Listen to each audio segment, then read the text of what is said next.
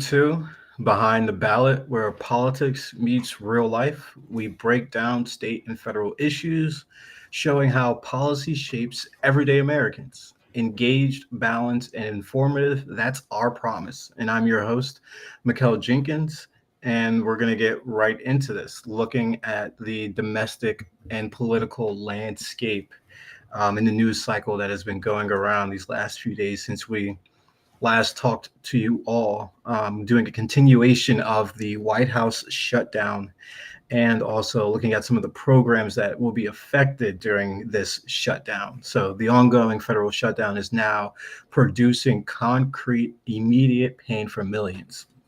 States are warning that in November, SNAP payments are at a risk. In a number of states, Pennsylvania among them, have already paused or warned off halted benefits as a contingency fund. Sorry, Pennsylvania among them have already paused and warned of halted benefits as contingency funds are becoming more exhausted. So that will mean low income families could face a sudden gap in grocery assistance. Food banks will see higher demand, and the political backlash will center on who voters blame for hungry children and disrupted households.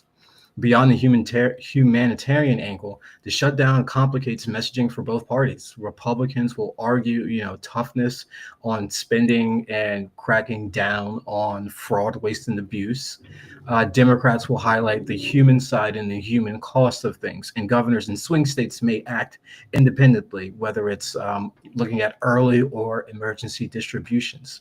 So this is creating a patchwork for responses that can reshape local politics ahead of the 2026-2028 midterms and presidential elections. So with these SNAP benefits being affected, and then on top of the ACA subsidies as well, which we have touched on multiple times, those ACA subsidies have until November 1st, actually, to be extended. So there has been The talks. 1st of November, huh? Yeah, the 1st of November. So there have been talks about the Republicans wanting to meet with Democrats and potentially Democrats caving and wanting to push for this November 1st reopening of the government. There were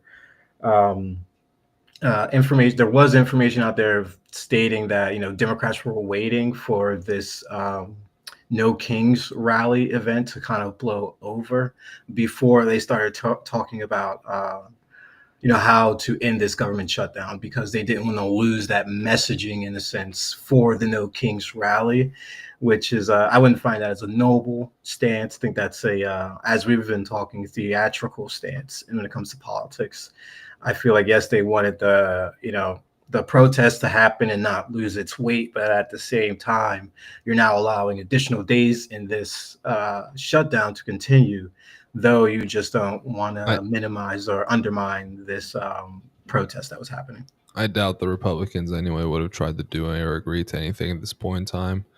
I think that a big contributing reason why to their extending the government shutdown is so they don't have to swear in the one Democratic Congresswoman.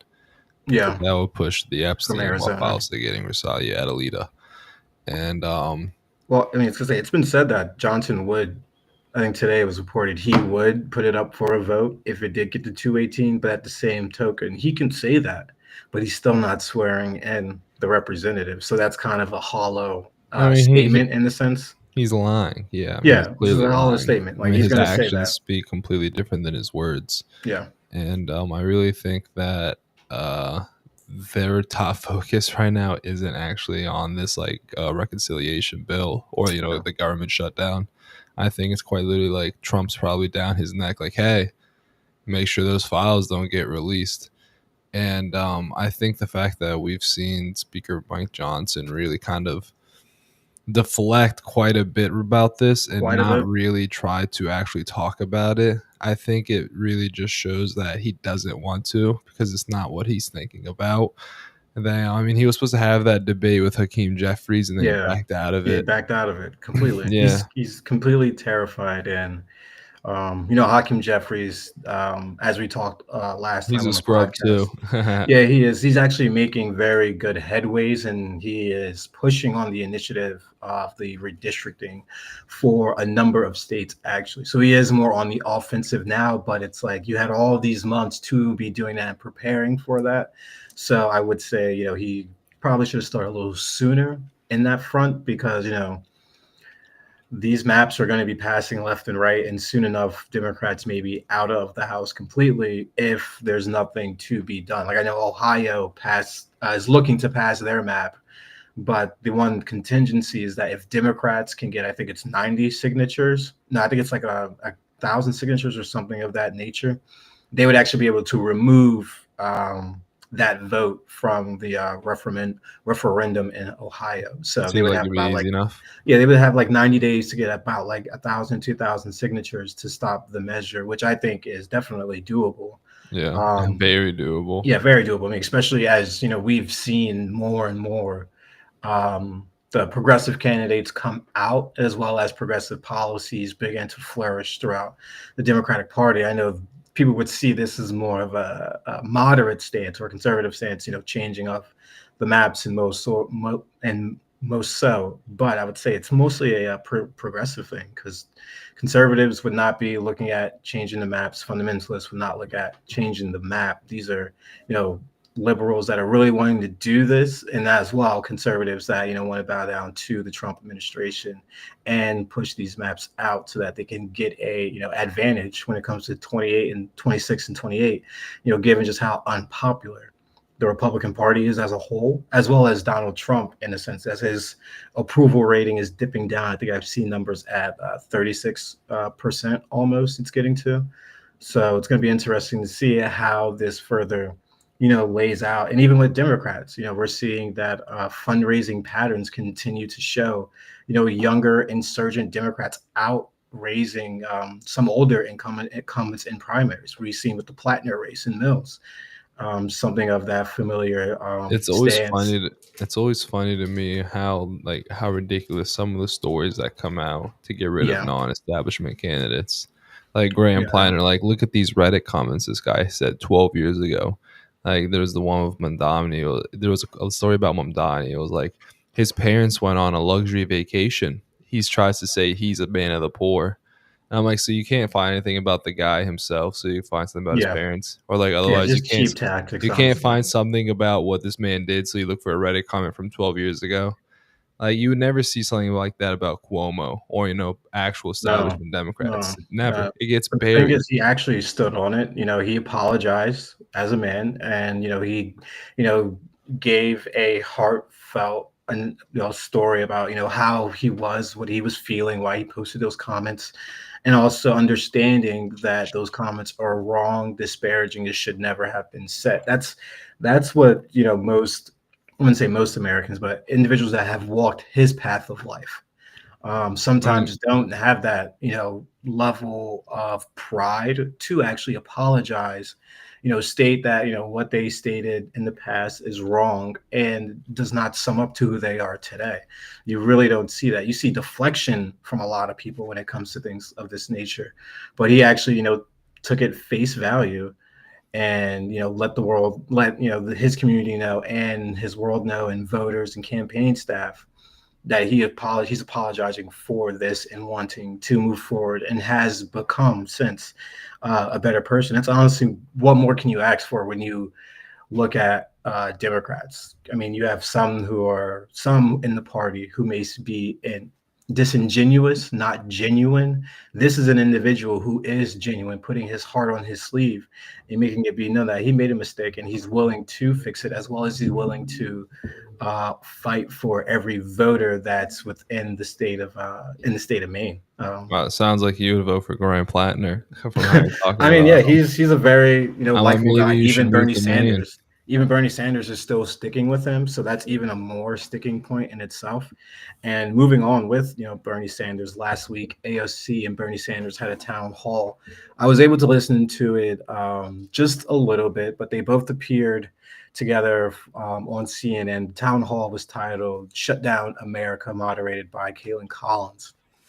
So it covered the ongoing federal shutdown, widespread anxiety over missed paychecks and halted food benefits, and the growing frustration with the Washington gridlock. Both AOC and Sanders used the platform to highlight what they see as systematic economic failures, such as stagnant wages, corporate greed, and a government that prioritizes donors over working families. When Sounds Collins about right. asks, yeah, I was gonna say that's literally is like their mantra. Those No, two, they walk the don't same feet, like they yeah, walk the same shoes. Should I say? don't even get me started on the donors.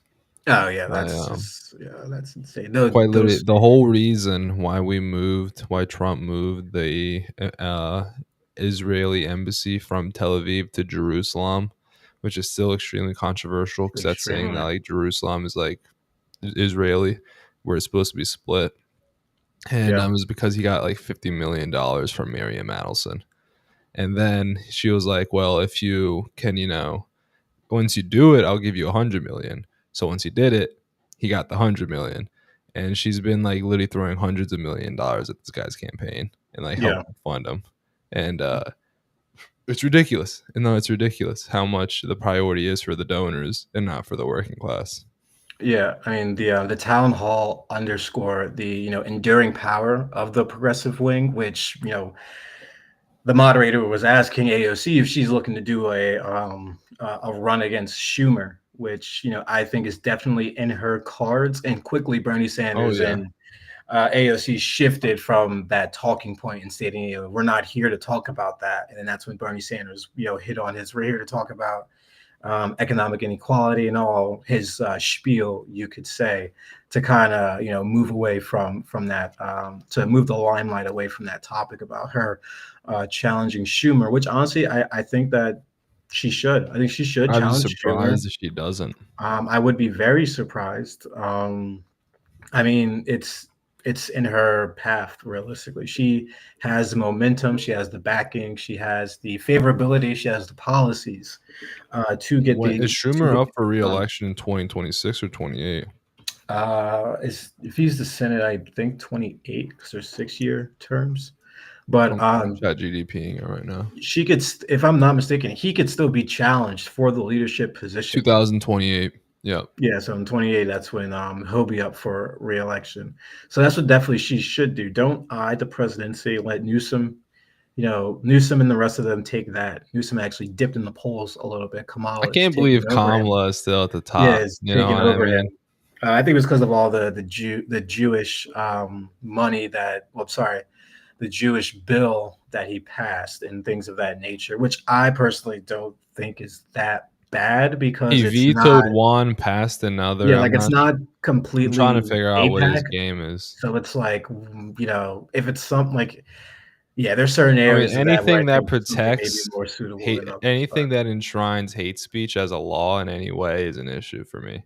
yeah, So like, I I can see 100%. the intention of like, oh yeah, it's to protect people, but you can't give up, you can't give up freedom for safety. Yeah, And no, I it's think kind of like this is a father said. matter of where we start going down a road of this is hate speech. This is kind of things that we don't allow to be said in this country. Next thing we're going to be becoming is Europe, where they throw you in jail over online Twitter posts, and worse than that. And especially with the direction of who controls this country and who you're not allowed to insult. Last thing I want to do is go to jail because I rightfully criticize Israel. You know what I mean? No, yeah, And with without a doubt. how we've especially seen on the federal level, I mean, Trump put in trying to force colleges even to accept that, hey, if you guys don't agree with what I say about how you should treat and act with Jewish people, then you're not going to be getting any federal money. Yeah, I mean, even at And the state level, there's been multiple bills that have been introduced kind of along those same lines. Like, if there's any school doing anti-Semitic postings or things of that nature, to pull funding, which has been very interesting. All these bills in New Jersey were introduced like last year, no movement on them, but you would think that a it Christian does. country would at least start with, like, not that America is like a Christian law country by no means. Not a Christian law isn't used for anything in the makeup of Yeah, this country, but it's majority Christians. You think if a group that controls the country were worried about hate speech, they'd be more worried about their own behind than yeah, some other group. But it's strange. No, it's strange, especially because like don't get me wrong, like I know in the West and more, it's very the interpretation of Jesus and more just very casual. You know, I mean, Yeah, people even joke about like the white Jesus, things like that. And you look, if you look at South Park, even, you know what I mean, it's a very comedic interpretation of Jesus. And the reason why I bring this up is because when it comes to like hate speech against Christians, because this country is run by Christians, they're just fairly open with it, if that yeah, makes sense.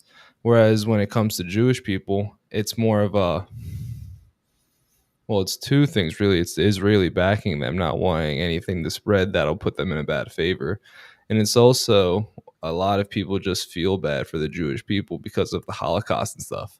You yeah, know what I mean? Like, and I understand why, but there's a lot of pain that's happened to a lot of people in the world. You know, yeah. I mean, we're Native not treating Americans, African we're not Americans. treating people from, you know, the Bosnian War Yeah, with that same kind level of, you know, like what's the word I'm looking for? Hand holding, almost not hand holding, but mhm, hand holding protection. Really, you know, we're not treating people from, you know, Armenia like that. We're not treating people from Rwanda like that, or from Myanmar. And it's a, you can't pick one group that you want to have specific protection for. And the moment you start protecting a group, it makes that group seem like there's something special about them in the eyes of the law. And the question is why? yeah, And I really do think that going forward for the Democrats, they need to keep that in mind. You know, the Republicans have shown that even if Trump is willing to, even if the party head is willing to try to trample on a little bit of speech law in the process, you know, we've seen that majority of Republicans far and wide do support Donald Trump still. And despite the fact that he has gone, you ever start taking a deep breath and then not stop it? And then we've shown he's shown that despite the fact that he's going to be doing a lot of these things that are fairly unconstitutional or very yeah, overreaching as a president, that his base is still for the most part going to follow him no matter what. yeah, And you know, it goes back to what he said: I could shoot a man on 20th Street and I wouldn't lose any voters. yeah. He's not And wrong. I think that if we want to be sure that we maintain a free speech future, we need to push forward Democratic candidates that actually believe in that. And that's why I want to make sure that if Newsom does, you know, he likely will be the candidate in my opinion. Hmm. But I do think that Yeah, pressure should be put on him to not do things like that. Which yeah, is why I'm exactly. confused why he vetoed one and then signed another. I'm Right, like, and that's why I said exactly. I'm not sure what his game is. Yeah, not sure what the long-term game is. I mean, he's easily. I mean, what I take from that, he's trying to walk a tightrope. Basically, I haven't read the two Maybe. bills, but I will definitely read the two bills, see what more is inside them. But trying to walk that thin line to where it's like you fully can't say that he's fully on APAC's side because he technically has not taken money from APAC. So it was kind of interesting, like on the podcast episode he was in, he had a very squeamish sitting, like the way he was sitting down, he looked squeamish Yeah, the basically. body language is Yeah, awkward. knees real tight, arms, tucked in between his hands tucked in between his knees, squirming back and forth, saying interesting multiple times when he was asked about his APAC, about receiving money from APAC Jewish organizations. It would have been smarter for him to say, I have not taken money from APAC, which is the more, I guess you would say, Zionist pushing organization, compared to on like the state and local level. You have helped out those Jewish communities, get services, X, Y, and Z buildings, all that stuff. That's two different dynamics in my view, at least the way I see it. But that's a tightrope. He's gonna have to walk very, very tightly because left and right candidates are being taken off. You have Cory Booker basically, non-contender for 2028. Same thing Selling with himself Pete. for a nickel to dance. Yeah, with Pete Buttigieg as well, and his remarks towards the war on Gaza and so forth. This is He's the thing. If a if somebody as a politician, because I vote Republican almost as much as I vote Democrat. If a politician can't say that it's war crimes are happening there, you know what I mean? That in my mind, that just means that they don't have the moral character to be able to call a spade because it goes against their financial or political interests. yeah, And so, with someone like Gavin Newsom, or any politician really, especially in today's climate, if they're going to be talking about something related to Israel or XYZ free speech, there's no problem for me if they, take money from like Jewish lobbies. Yeah. But I think that the people that invest heavily in these political super PACs or political movements and groups are generally Zionists, because a lot of wealthy Jewish people, Larry Ellison, Miriam Adelson, Larry Ellison's son, they control CBS News, Oracle, and I forgot what Miriam Adelson does, Well, but I I was know going to he's a say, billionaire. even the Congressional Black Caucus. I don't know if you saw that. There was a memo put out about that relationship actually between APAC and the Congressional Black Caucus, and how it's been a secret, hidden relationship that no one really knew about, in a sense. And Yeah, it was just put out this week, because that's something I did not even know yeah. that A APAC lot would of this give stuff's under the to. Like, yeah, ropes. you would never know. But A lot of yeah, this stuff's like behind the scenes, doesn't want to be uncovered. So I think that if you're just looking at money from APAC directly, you can't really use that as the sole figure of judgment for these yeah, things, because somebody could easily be taken from other Zionist backed groups or Zionist led groups. And at the end of the day, like, think about like the Kentucky MAGA super PAC. All that, you think off bat, okay, this is just somebody who wants to run it as like a conservative under Trump's image compared to Massey. No, it's funded by Zionists who want to get rid of Thomas Massey because he is extremely critical of Israel. So it's just like there's a lot of things that are being done behind the scenes that aren't as they appear on the surface level. And it's just because these people really want to not be seen for what they're doing. I mean, they love the darkness. It's I hate to yeah, speak dark spiritually, money, man. figuratively, but they love the darkness. Because they can do all their dirty works, all their money movement, donating, blackmailing, XYZ, where nobody can see it. And then worst case, their candidate doesn't work out. All right, not their problem. You know what I mean? Yeah, no, yeah, They exactly. can just fund And another one. They can just fund another one, or yeah, they they can can. buy the one that did win. Yep, yeah, they can just fund other candidates as much as they please, because they have a very huge war chest. But one candidate that they're obviously not able to buy over, which he's going to be winning his election in 2 weeks, and actually all of the I think there's four major races in the next two. Well, November 4th, but Jersey Democrats governor, are now NYC mayor. Virginia, and there's one more I'm missing, but there's four. But we just named three of them. Yeah. But they're all poised for Democratic victory. So I hope Democrats are looking Mamdani good. wins. I Yeah, I hope he really does hope too. I mean, Mamdani wins. his ever since his Fox News interview. It was very moving how he was standing on ground, well, standing on business for a lot of his policies and so forth. And then even after the fact, Mondami had public reluctance to immediately endorse Governor Kathy Hochul as well after she endorsed him. So this Yeah. is underscoring that friction between establishment Democrats and rising left wing, whether it's municipal figures or even at the state level as well. We're actually going to be having a few at the state level candidates come on to the podcast down in the next few weeks and months. But yeah, there really is a shift between the establishment and the left wing. And this is kind of like the same shift that Republicans saw with MAGA and the traditional conservative. Going from John McCain, Mitt Romney as the candidates to Yeah, to Donald Donald Trump. Trump. It's Yeah. insane. And it's Insane. and what I feel like with the progressives, what they can kind of do is they could actually, funny enough, take some platform suggestions from Arnold Schwarzenegger. I don't know if you've listened to I this when he was saw I speaking. saw something related to him, but I can't remember exactly what it was. So he was speaking on an episode of Real Time with Bill Maher, and Schwarzenegger outlined a proposal to make Election Day a national holiday to increase voter turnout. I can't believe it's not. I It, really can't believe it's I not. can't believe either. Like, Two, we literally do this once every 4 years. exactly. You would At think least you make it a make the national holiday. presidential election a day off. No, seriously, it really should. I mean, even when I was in the PA state government, we tried to do that as well to make it a actual holiday and so forth. But And what the the conservatives fought proposals against that, it.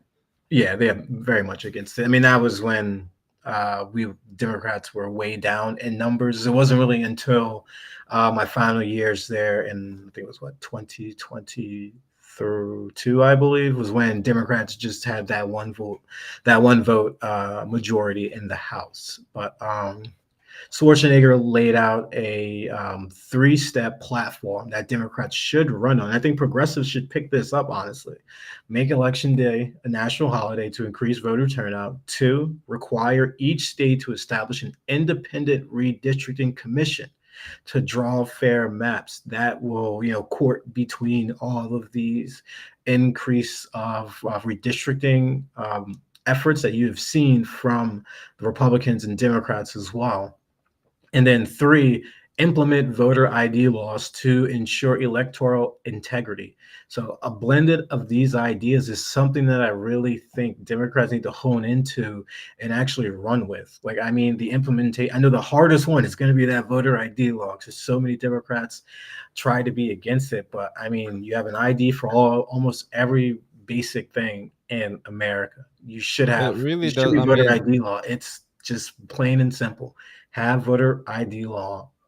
That's it. Like it's I don't know how it goes over the a Democrat's argument head. is so bad too. It's so bad. Because I mean, if you wanted to argue like the conservative logic behind it, which I know they're Democrats. Damn, someone here, hold up. People waving in on my shit. Let me lower my window. No, you're good.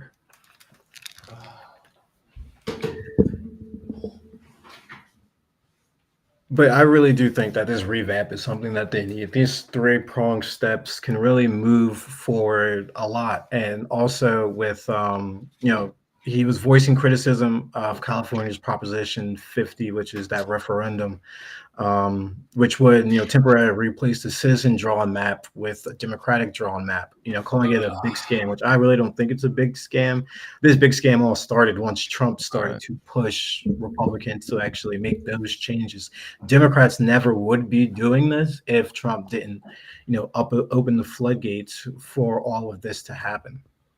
Yeah, and as I was gonna mention as well, if the Democrats wanted to argue like, hey, we don't want to do a real ID because we think states should enforce and put in their own election law, well, okay, that makes sense. You know what I mean? You don't want to have a nationwide thing like that. You guys are the Democrats, which are kind of Yeah, supposed to represent that actually. But if you're going to argue something, at least this is logical. But they're really like, no, this discriminates against poor minorities. yeah, I'm like, no, it doesn't. No, it doesn't. Stop putting the blame on minorities when it's you guys who just don't want to do it. What I think would be a remedy into all of that is because, I mean, working in a political office, one of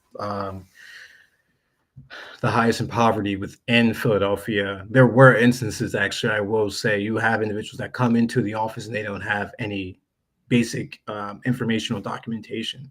So it's like you got to work backwards to try to figure out, how to get them registered, X, Y, and Z. So I do think there could be, strict measures and strict exceptions in place for things of that nature. But what they could be is not up for me to decide unless I get in the office one day. But I do think I'll there's say measures this. that could be taken. I'll say this. Being poor doesn't make you stupid, and if you lose Nope. all your ID documentation, birth certificate, passport, if you have it, social security card, driver's license, XYZ, then you need to learn how to get that figured out anyway. Then this might become also a bit rude. I still agree with it though, but if No, you yeah. really do lose all your identification papers, then it's not. Trust me, it happens. As It happens. I'm a big believer Happens. in free will, and I understand it happens. And I'm just gonna say that if you do lose all your stuff, that's all entirely your fault. You know what I mean? Of course, yeah. If the government's the one that needs to issue this documentation for you, they're gonna help you figure that out, get that all figured out. Yeah. But it for a simple reason, you need to be able to prove who you are to do quite literally anything important. Yeah. So if Basically. you don't have any of this documentation as an adult, anything that can identify you, what have you been doing? Yeah. That's yeah, not living responsibly, which I get. Some people just get a bad point in life, like I said, which is why I do think the government should help. to get these people back on, get their identification, because well, you kind of got to go to the government for that. But it's Yeah, like a instead of a register to vote drive, it should be register to get your ID drive, things like that. Like those would be yeah, no, initiatives that so, I I would mean like you to can do see on two the and one. You executive know level. what I mean? Yeah, 2 and And 1, if it's 100%. really that, if it's really that much of a plaguing issue, you can just have stations like that for when you register to vote and more. But I just don't think that we should. I suppose I just don't like the logic behind saying that it discriminates against minorities, poor minorities or Yeah. poor people. I think it's poor logic, and I think that if you're really gonna, use that kind of logic to base your law off of, I mean, heck, look at the state of the country. It's not really in a good state right now because we have Yeah. politicians doing things based off poor logic. No, yeah, exactly. And moving from, following up on that note that you're saying about the logic, moving to the domestic and legal segment today, going back to that Supreme Court and Voting Rights Act, Section 2. I was actually reading through, I think it's Kenyatta Jackson, I believe is the justice's name. She was actually coming under fire for comparing African Americans to basically disabled individuals when it came to Section 2 and the removal of minority representation and so forth. So she was coming under a little fire from that, which is understandable. Like, African American population is not the same as the disability population in the Yeah, sense. But yeah, I think that was a very mischaracterization by her, yeah. realistically. And at the Should have at, laid that at out a the lot. very best, a very poor way of trying to say something. Yeah, exactly. So with this section 2, this is for the Voting Rights Act for our listeners. So I think arguments were heard last Wednesday. There may not be a ruling until next summer or the beginning of this year, one of the two. But just to give some implications on what could happen if the court curtails Section 2, plaintiffs challenging racial gerrymander maps will face high hurdles, potentially enabling more aggressive map drawing that could dilute minority influence. States may respond with new litigation strategies or federal legislative pushes, and civil rights groups will likely escalate enforcement and voter mobilization efforts. So this is really at the core of this whole redistricting, effort that we're seeing from the Trump administration and Republicans. It's all. I was explaining this to my friends the other day. It's all in a straight line when you look at it. You go from the polling to the issue polling to then the push for the redistricting and then now the push for the removal of Section 2. It's all designed to make 2026 and 2028 more favorable to the Republicans who are falling almost every single day and won the generic ballot polling as well as presidential polling as well. So these are all tactics that all run together and they all line up together. So it's all patterns that what's happening here. So this is not going to be the end of this. If the Supreme Court upholds the section, that would be great. I don't think that they will uphold the section, which will cause a lot of disarray in many states, many states, and then you will start to see a lot more of these maps becoming more narrow and leaving out minority populations. Yeah, no, it'll be interesting to see what happens. Yeah, it'll be interesting to see what happens across the country, especially in the South, where they have heavy Oh yeah, conservative there'll be control. protests. And People will take if this is removed. I mean, he's already now looking at the Supreme Court is looking at taking away gun rights from individuals that regularly smoke marijuana. Now, I thought crazy. Imagine doing that for now I drinkers. thought that Conservatives would riot. conservatives were right to bear arms people. I thought the Second Amendment to them is the most, sacred thing in all of the amendments. But yet we're having a president removing gun purchases from individuals through court orders. Why? I mean, through the Supreme Court. Why not just go through it through a legislative means? Why not go through it in policy means? Why go through the Supreme Court? And then what is that definition going to be of regularly smoke, marijuana and so forth. Like, what is that definition going to be? Because definitions are one of the most important things in politics. Like, that's going to be the deciding factor into how really overreaching this is, because who's to say that this can't be turned on its head for something else? Like, it Oh could yeah, go to now medications. It can go to, as you were saying, drinking and so forth. yeah, So it's like, what's going to be the stopping point if the Supreme Court does take that up, as well as when is the Supreme Court not going to take up anything that this man doesn't want? Like, he's going to be there for the tariff hearings. He's going to be there in person, really. which is very odd. I don't think previous presidents have ever done that. But this is the president that likes to disregard the norms and to push precedents that are beyond him and will be beyond him once he leaves office. Yeah, no, it's very always shocking to me till I come Always. back to the realization that they're not really constitutionalists right now once they're in Mm-mm. the favor of changing things. They if you're one to be a strict constitutionalist, interpreter for when it comes to the right to bear arms, it's very straightforward. Yeah, it's Everybody can have straightforward. guns. Yep. Everybody can have guns. It's just like That's the one of First the. I mean, Amendment. what'd you say? I'll say it's just like the First Amendment in a sense where, like, everyone gets free speech, everyone has the right to bear Yeah, arms. it's No, quite literally just very straightforward. yeah, And no then like gun delusion. laws are unconstitutional. There's Yeah, no two ways about it. They are. I yeah, understand why they're around, but they're unconstitutional. So the fact that these conservative justices are going to now try to hear on putting more gun laws in place, and it's very ironic. yeah, very ironic. You would think that people who have, with that conservative brand, like you were mentioning, would be about gun rights, about having the right to bear arms. But here they are trying to restrict that. It I mean, but like, reminds me a lot of, it's not the first time this has happened. I no. remember this is when Reagan was governor of California, ran as like a conservative gun rights guy. He Mhm. had the Black Panthers protesting against him, and they like pulled up to the governor's mansion once, and not the governor's mansion, like the Capitol building. And when he was like at the Capitol building, and they had guns. And then lo and behold, within a few months, he was starting to put in gun laws in California.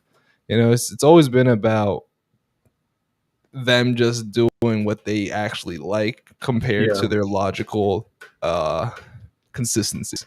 Oh, yeah, and I would completely agree. And moving on from that, I mean, the inconsistencies and them wanting to do whatever they want, that leads into these high profile prosecutions that Trump is just trying to reel in left and right, from Leetta James, the former attorney general, to John Bolton, his former secretary of state, Crazy. to who's the other guy that we were just talking about last episode?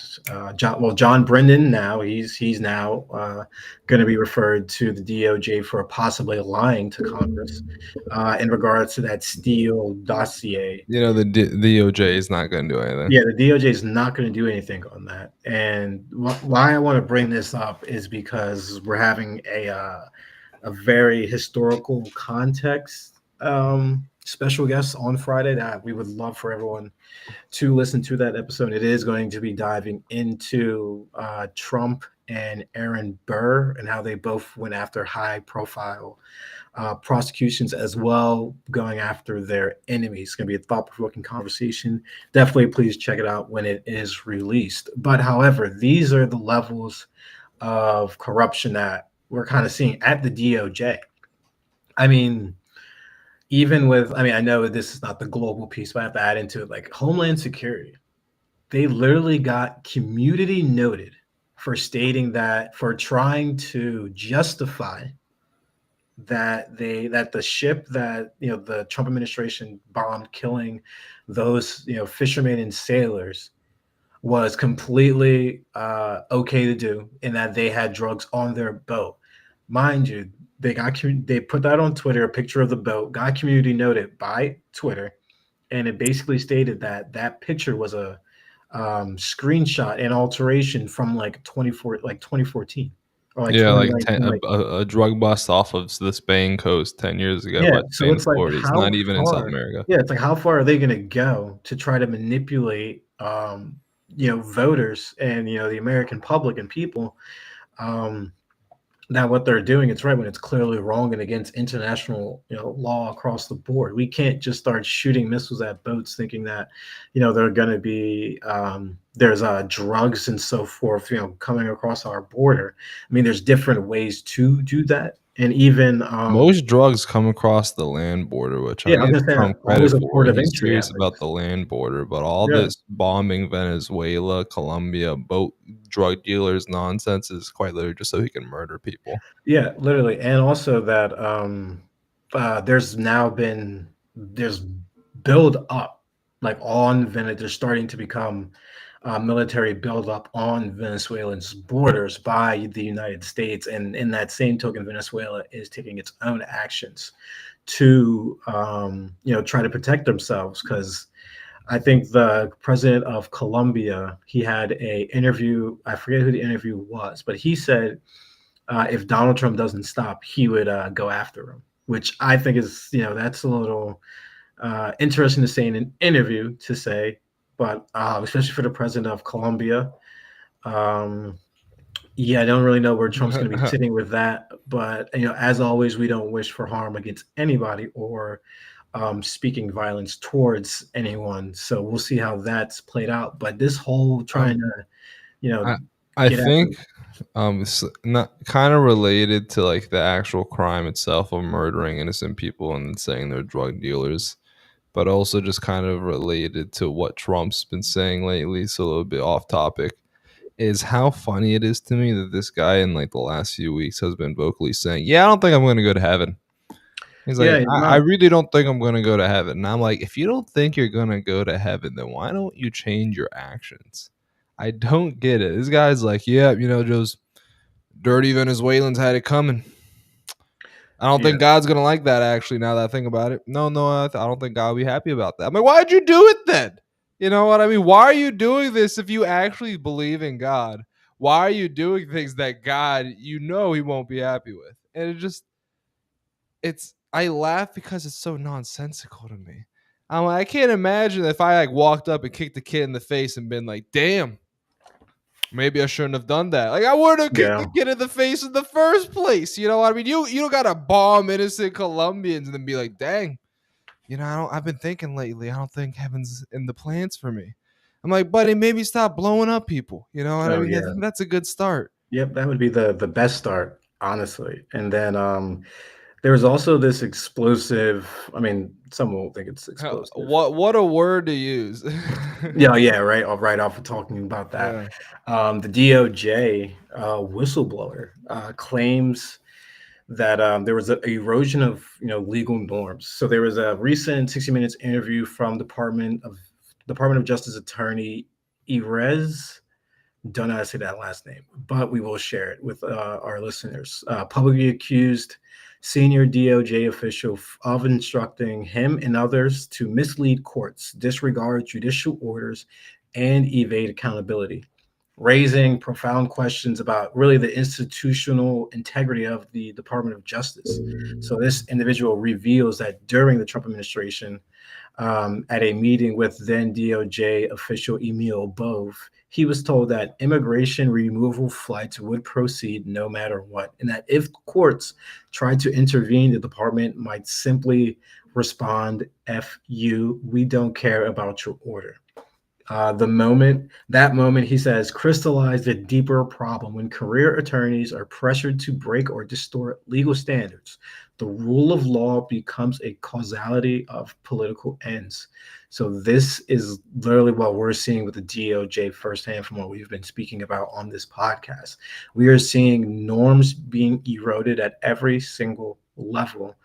And we're also seeing false statements and lies being permeated and reaching every corner of whether it's social media or the American people, and being able to have whistleblowers that call this stuff out, or as well as with DOD, Department of War, sorry, Homeland Security with the community note. It's things like this that are going to help bring people to truly understand what what Trump's DOJ has been doing and how bad it's been. I mean, from when we were talking about ICE and using the little girl to bring out one of the immigrants just to arrest them, like those that Horrible. level, yeah, it's horrible.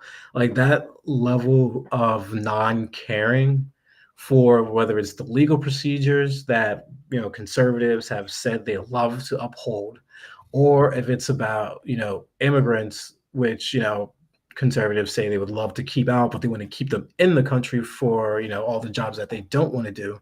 Um, it really opens the veil to what's really going on here. It's corruption on all ends, and it seems like you only have a few individuals within the group that are willing to come out against it, and you have more people who are willing to just say, they were just following orders. I remember I was reading a little bit about how the Weimar Republic, like post World War One Germany, how they Yeah. dissolved the Nazism. And a big thing about it was that between like the two main parties, the one that Hitler ended up leading, and the one that was in control, the one that was in control quite literally said, like, we didn't expect them to get so radical and actually change the law in such a radical manner and take power like they did. We thought they would kind of obey what's been done before. And I see what's going on right now is kind of a good example as that. It's really when you've got organizations that work for the executive branch that are just completely ignoring the judicial branch. And we've really seen it. I mean, it's from this one study that I read. I forget the publication of it, but it will show that of like across all the court orders that have been ruled against Trump, a quarter of them just get ignored for like things like what ICE is doing and more, where they just like say, like, for example, one of them being the fact that you're not allowed to use tear gas on nonviolent Yeah. protesters. ICE got hit with the court order saying, "Hey, you guys can't do that," and then they kept doing it anyway. Yep. You know what I mean? It's just a good example of, well, these people are not obeying the courts. What do we do now? Can they just keep disobeying the courts without any problem? Like if we just throw them in jail, would Trump just pardon them instantly? Which Yeah, would that's what most he did likely with happen. what's his name? Who's that George senator? Santos, the Yeah, pedophile, yeah, and even within his post, he states that he had the courage to be a always voted Republican, Republican. always were a Republican, so he got out. I'm like, is if that's not corruption at its finest. Now looking at Diddy too, I mean If he GOP, releases it, I feel like guardian of that'll piss off pedophiles. a few of I his mean, base. It'll have to. I mean, they're just it's gonna definitely please his base. Just probably think he's probably gonna try to do it to get the African American vote. But as I was saying, the GOP, guardian of pedophiles. That's exactly what it is. I mean, you like from all the information that we've learned about Diddy, Ghislaine Maxwell, and all that stuff, you would think a decent moral person would just let them rot in jail regardless. Like he wouldn't care about anything. But no, he's actively looking to pardon deals and commute, their sentences. So we will keep our listeners updated on everything that we have covered regarding the domestic, legal, and political side. Now we're going to move to the economics of everything. So actually, I think it was yesterday, the Donald Trump administration's U.S. Department of Education reached a landmark agreement with the American Federation of Teachers to resume processing student loan forgiveness for borrowers enrolled in key income-driven repayment plans, such as the income-based repayment, pay-as-you-earn, and income contingent repayment, after delays that left millions in limbo. So, what individuals Good have for to them. kind of what individuals have to understand here is that no one has accurately put out like a headline for this article because earlier this year the department had paused processing of forgivenesses under several income driven plans, citing system issues on ongoing litigation around SAVE, which is saving on a valuable education plan. The pause created substantial anxiety among borrowers who believed they had already met qualifying payment thresholds and whose remaining balances were hanging unresolved. There was an AFT lawsuit, actually, which Trump lost, which essentially forced the administration to restore the workflow. So He is not agreeing to let this go. It is a court order that he has to because he lost in court. That's the true story. It's not, oh, he, is giving a helping hand to students, or he's giving the light at the end of the tunnel for students who are in limbo by him to begin with. Yeah, no, this is not him saving anyone. This is the AFT, the American Federation of Teachers, standing on business, filing their lawsuit, winning, and then now forcing him to re-implement this student loan program, which helped out so many people, and even myself and my girlfriend are part of that we're a part of that program. So it's good to see Good for you guys. that these things are going to be back in order. I mean, it's just ridiculous. As we've said, 40 million for Venezuela, zero for the working man, and zero for, well, the farmers got half of that. But How much yeah, to Israel and Ukraine? yeah, Damn, Jesus, like I we're said, getting those numbers. damn, it just bothers me so much. I don't mind supporting. I do think we should support Ukraine, but we shouldn't be taking taxpayer money to do it. You know Yeah. what I mean? Like we're broke. You know what I mean? Well, we need the money. Yeah, I mean, we without a doubt need the money, and especially looking at these the tariffs and the tariffs and the corporate and consumer costs as well as what's going on. So, a recent S&P global analysis, which is picked up widely, estimates Trump administration's tariffs will cost companies roughly 1.2 trillion dollars in 2025, with most of the burden passed to consumers. So, everyone that's been saying that tariffs is not a tax, I am sorry, but you are wrong on that. So practically, this raises prices for furniture, electronics, apparel, and other consumer goods, even though he's now walking back, funny enough, he's walking back tariffs on products that are not made in America. Go figure that. I saw this one tweet that made me laugh, and it was like he must have realized that no amount of tax will make bananas Yeah, grow in make bananas grow. Mississippi. Yeah, I'm like, yeah, dude, it's not going to happen. So, like, Yeah, strategically, they're like tariffs can boost certain domestic producers, but they invite a lot of retaliation, increase inflationary pressure, and compliance. The Fed's calculus. Politically, they create a split where some voters applaud this level of protectionism, while may feel it in their weekly grocery bill, which I can tell you, I'm definitely feeling that from here and there in New Jersey specifically. you So know it's, yeah, it's really like hits home when you like compare current prices to last year's prices, just like you know how you're spending stuff. It's the same no, shit. yeah, I mean, me and my girlfriend, we split up a two-trip grocery store visit. We went to ShopRite and we like to go to Trader Joe's. In total, it was probably about like $300, which is Damn. pretty insane. Yeah. But yeah, so I think those levels of tariffs uh, will have a potential of not even standing if the Supreme Court strikes them down, Will be which I interesting to don't know see. the level of ripple effects that could potentially have on America if it's, it depends on how fast it happens, basically. It depends if it's just ruling, decision, boom, tariffs are gone automatically. Everything just flows back or tries to get back to where it was before I'd tariffs imagine were. so, honestly. Yeah, I Kind of imagine it has hope to be pretty so. done quickly, or I mean, it could be something that's just they're just not going to listen, which Yeah, they've done before. they have. But because this would be a interesting one because it would force the ball in Congress's house, Exactly. Congress's court. So I don't. I would say I don't know if they would just be cool with having something that's their responsibility taken away from them. But what am I kidding? Of course they'd love that. Then that way, if it doesn't go right, they don't take the blame, and if it Exactly. goes right, they'll say, "Yeah, we supported it." Yeah, and then as with these higher costs on the grocery bills, the light bills, Trump is at it again with Argentina. Not only $40 billion, but in a move that surprised and angered many U.S. ranchers, Donald Trump announces his administration is considering importing beef from Argentina as a way to curb record high domestic beef prices. So while simultaneously backing a multi-billion-dollar economic rescue for Argentina, American cattle producers view the decision as a betrayal. Sold out, said one farmer, arguing that the move helps foreign competitors rather than the U.S. agricultural sector. Economists agree that Argentina's Argentina's beef exports to the U.S. are too small to meaningfully ease domestic supply or price pressure.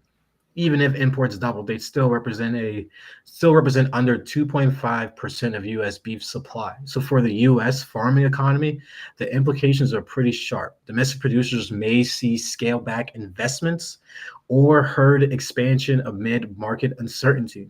Rural communities are watching policy signals about who the America First truly benefits and really protects. And politically, the move opens a potential rift between administration and its agricultural base, which is, I would say, to a small point, Trump did run on trying to get that rural, industry, so forth, blue collar American, and he is losing these farmers left and right. Like when I saw this Trump beef deal, I said, dude, what are you doing? You're just making it worse and worse for the people that voted for you, and especially for the farmers who I'm not too sure how the farmers were doing under Biden, but let's just say they were doing worse and they're now doing even worse.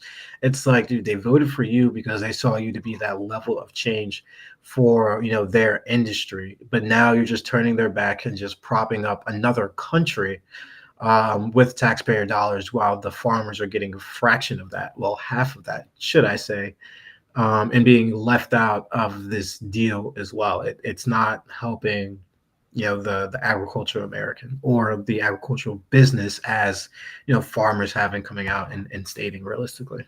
No, definitely not. And I do think that, I mean, every vote matters, especially when it comes to Everyone swing matters. states like Pennsylvania, where it really matters. Yes. And PA does have a fairly strong agricultural industry within, Huge, the huge. Pennsyltucky part, as they call it. And I, um, I don't think this is going to sit well, but you gotta the what surprises me most over these things is that it only ever slightly sways the needle, but that slight sway can really make or break a candidate's political chances. Like that 2-3% to the other direction away from you is all you need to lose. And No, yeah.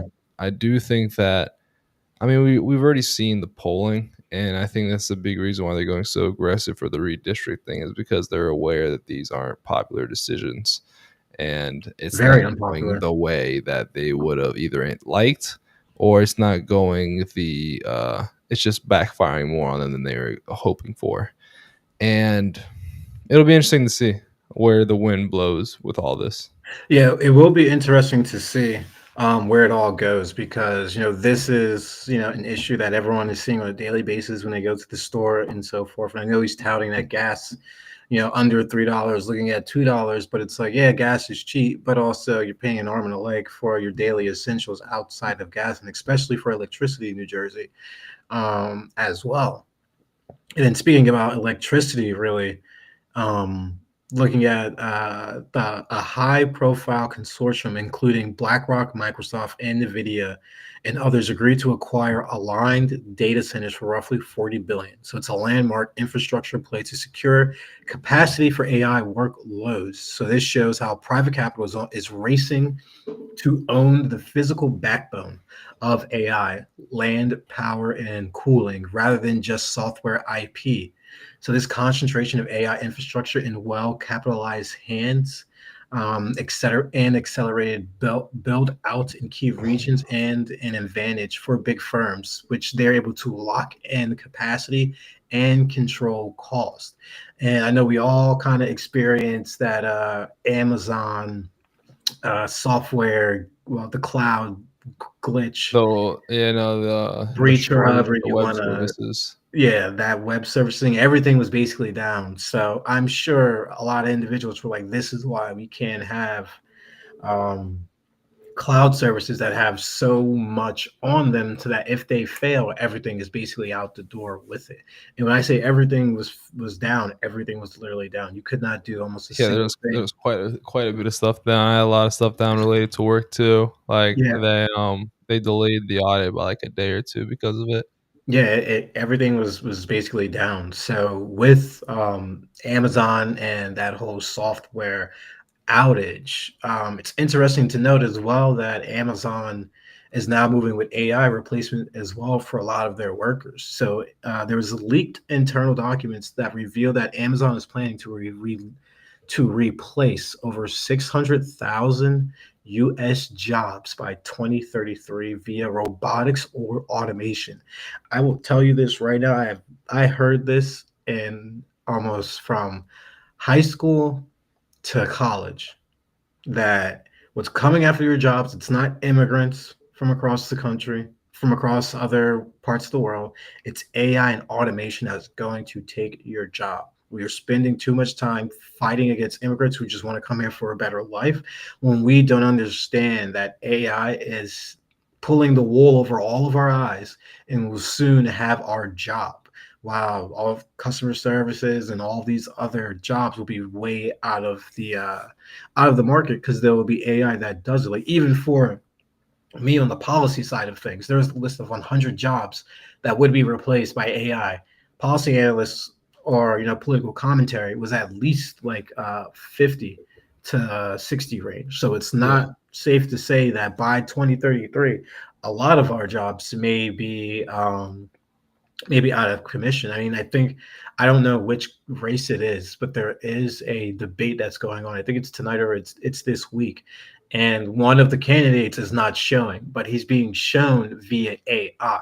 Now that's where I kind of draw the line. Like if you're a candidate, go there, or just don't show at all. Don't do an AI version of yourself. That's That's not so dystopian. that yeah, that's like yeah, you need to leave, and you're obviously not taking the race seriously if Yeah. those are things that you're not trying to do.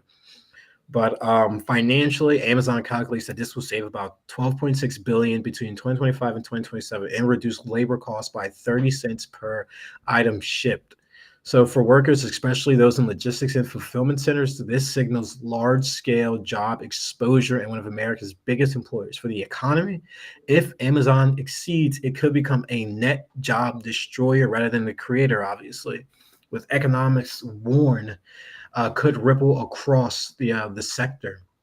Strategically, this automation push places immense pressure on labor markets, regulatory framework, and communities dependent on warehouse employment. I mean, I know when I was in college, when I would come home, I actually worked in not Amazon warehouses, but just warehouses in general.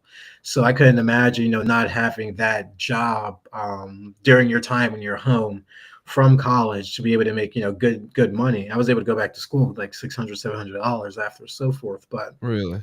um yeah, funny story about that. I actually blew half of it during the end of the year at Murph's. Yeah, Funny unfortunately. story. Funny story. But but yeah, this AI replacement is something that is very real. And as I've told my friends this and everyone this, that the Terminator and the Matrix, they are documentaries. And if individuals don't know, I'm a very huge fan of the Matrix, but the Matrix is actually a prequel to the Terminator. If no one knows that, they are in the same universe. Definitely check I that didn't know theory that. out. Yes, it is John Carter. John Carter and Neo are one and the same. The machines in Matrix send back the Terminator to kill John Carter, so Neo is never born. Basically, it's very intuitive when you like watch the movies. Then you're like, oh wait, that makes sense now. Never looked at it that way. Yeah, definitely. I'll send it to you on TikTok. The person that actually created the Matrix and the Terminator, like the books version, explains how it's all interconnected as well. Yeah. And then now wanting to get into our last segment of today, looking at the what's going on globally around the world. So looking at Gaza, the Rafah, I think I might have said that right, incident, aid interruptions, and credibility battles. So, multiple outlets reporting conflicting accounts of a deadly Rafah, I don't think I'm saying that right, blast that I'm not triggered, sure. yeah, I'm not too sure either, but the blast that triggered resumed Israeli strikes and suspension of some aid flow. I believe that suspension was about half of aid. So some U.S. officials and independent reporters indicated early intelligence suggested that that blast was actually caused by an Israeli vehicle hitting an unexploded ordnance rather than Hamas tunnel attack. While Israel initially blamed Hamas, a discrepancy that produced international outrage when aid was halted. The immediate human impact is obvious. Aid pauses means civilians in Gaza no longer go without food, water, and medical care. But the political impact is pretty much layered. So you have disputes over um, attribution, weakened narratives over impartiality, increased pressure from mediators such as the U.S., Egypt, and Qatar. You actually had U.S. officials stating that they believed that Netanyahu would be a catalyst for this deal to not even happen in the first place originally. Yeah. So yeah, I mean, it's the I mean, evidence was there. he's been an absolute force to not get it done for multiple reasons. One, he wants great Yeah, Israel. Two, he doesn't want the corruption trial against him in Israel to come to fruition. The more wartime there is, the less time there is for the trial. yeah, literally. Like, I know It's Canada crazy. had said if he flies over, they would be willing. If he stops in their country, they would be willing to arrest him. With New York, Mandami said he would be willing to arrest him, and that's what individuals need to be doing. Make him scared to go to your countries. They're going to arrest him. Yeah. This dude is a war criminal using American taxpayer dollars to continue on a genocide that no one agrees with in this country. I mean, some people do. A good I amount don't of know who people. those some people are. A There lot are of the older Republicans do. They think the Palestinians are all terrorists, which is Well, yeah, crazy to hopefully say. there's a new I think, age of each party that takes over realistically. yeah. I mean, I think the more time goes on, the less there will be for how do I say it? For the Israel American alliance. I think it's Yeah. basically a ticking time bomb at this point. No, I would greatly agree. And then there's been actually some talk about Trump's own enrichment in a sense, and actually the UAE actually funding him in different levels of investments that have creeped upon levels of corruption. So there's reporting has traced a tangled set of investments and deal flows connecting Emirate entities, including firms linked to the Sheikh Sheikh Sheikh, Tune, yeah, Sheikh Tune, Sheikh Tanoon, Tanoon, Sheikh Tanoon, Sheikh, and Sheikh Tanoon, yeah, probably one the of those proper way to names, say it. and then G42. Um, to give U.S. access to advanced AI chips and to investments in crypto ventures connected to the Trump family, World Liberty Financial. The core issues are conflict of interest, national security questions about advanced chip exports, and political optics of foreign money tied to people close to the administration. So it's really interesting to see that from this and how much he's made in crypto, no one's really ringing the alarm of kind of like how is he getting all of this money. And even with the Trump meme coin, when him saying, "Oh, I don't know anything about it," but yet he made millions, double-digit millions off of it. Yeah, It's like we were all going after Biden for his nepotism and his level of and his what was seen as level of corruption when it came to the lawyer, the Burisma lawyer, and all those payments and stuff. But when it's on the other side, when it's Republican, when it's Donald Trump in particular, it seems like no one really bats an eye, and it's whatever. Like he can do basically whatever he wants to make any deals that he would like because he's not an establishment individual when that is completely far from the fact on many avenues. He's not. oh yeah, He is an oh yeah, establishment individual. If you, absolutely, yeah, I mean, that was easy to think the first time around. I did not think that because I knew he was a Democrat his whole entire life before even getting into the Republican Party. yeah, I mean, you may even have freaking. I mean, I don't know if you've seen Stephen A. Smith. He's been going on a tear against the Democrats and so forth. So people are really thinking he's going to either run for something or be on Fox He's News. been strangely getting political. I'm like, But what's your mind you, this game is here? What's also your goal? individuals that have said, let's keep sports out of politics, but yet you want to turn to, I don't know, you just, the levels of contradictory statements, motives that individuals have done, whether it's in the administration or individuals outside of the administration looking to benefit from the administration. It's really just sad. Honestly, it's completely sad. Yeah, It's completely it sad. is. I do hope that once we get to the next president, we'll hopefully turn over a leaf from all this lawlessness nonsense. Well, imagine if he's like whoever becomes president is like Stephen A. Smith. Your credentials done. Stephen A. Smith as Then you're president would done. make me laugh. I doubt it, but Hey, that would Reagan be was an something to actor be before he was president. It's possible. No, yeah, very much well. I mean, don't. I mean, I know I got some tweets in there somewhere, me saying that maybe this is what the Democrats need. They need Stephen A. Smith to come into the limelight, take everything from them and understand why did we lose in 28. And maybe we need, I was like, this is way before. I was like, maybe we need to learn some more punishment and lose again in 28 if we don't learn from our lessons from 24. It seems like we kind of are. So I do want to retract for that, Hopefully. unfortunately, but we Yeah. will see. Um, Moving on to our last and final piece, looking at Venezuela and the CIA and covert actions. So it's reporting that the administration authorized covert actions in Venezuela, signaling escalation in U.S. posture toward the Maduro regime. We did speak upon this briefly in our domestic economic section, but the operation is very high risk, and covert action can blow back, and it complicates relations with regional partners and becomes a domestic political flashpoint if casualties or missions leak. Now, this is reminiscent to, I would say, JFK and the Bay of Pigs. Bay of Pigs was such a failure that it did bring him, he did get a lot of flack for it, as well as with, I think it was what, Bush Sr. in Iran Contra, I believe, in a sense. I think it was Bush Sr., I I think believe. Reagan was Iran No, yeah, Contra. yeah, it was Reagan. I'm sorry about that. It was Reagan. I mean, sometimes these Republican presidents are so bad they all just blend together.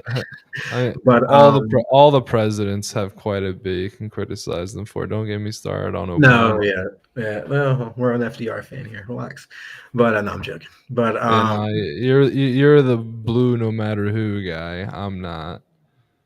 no, yeah, I'll take that one without a Yeah. doubt, 100%. But yeah, so it's gonna be interesting to see like why is the CIA going to be doing some covert actions, and if this level of blowback happens,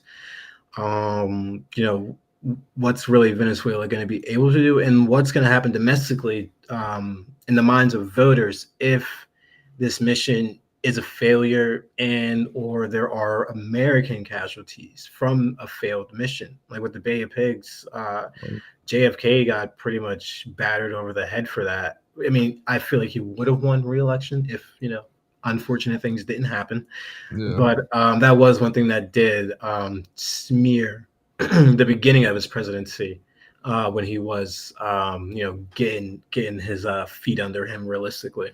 Yeah. And I mean, it all really depends on how the government spins the story. I mean, you've already got people eating up this whole attacking, bombing boats off the coast of South America, claiming they're drug traffickers. So if they try to spin it with some kind of story, most of their base would go along with it. Unless it And gets community noted. unless he gets community noted, yeah, which would be interesting to see. Yeah.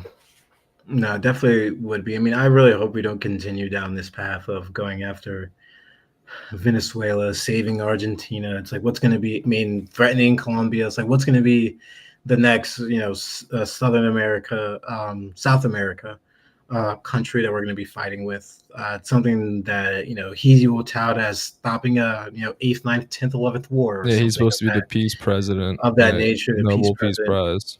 Yeah, exactly. I mean, it's a joke at this point, the level of pets he's trying to give himself on his back.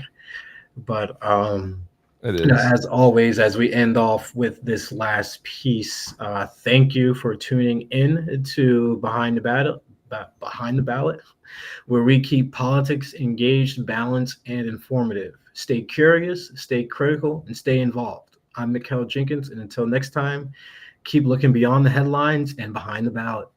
Oh, wow, that's pretty good. You like This is that? You like Yeah, that, I huh? do. I do. I do. This is Muhammad Alec. May peace be with you all, and God bless America. Have a good night.